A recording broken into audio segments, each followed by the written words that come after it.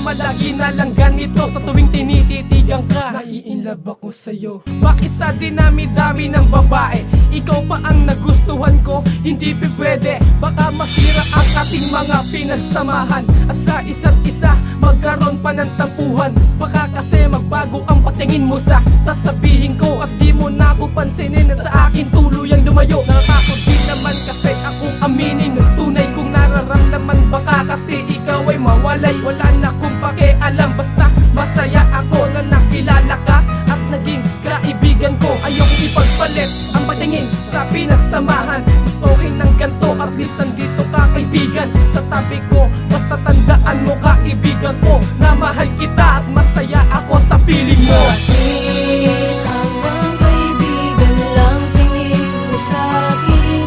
Hindi mo ba kaya na ako ay iyong ibigin? Kaya hanggang kaibigan na lang ba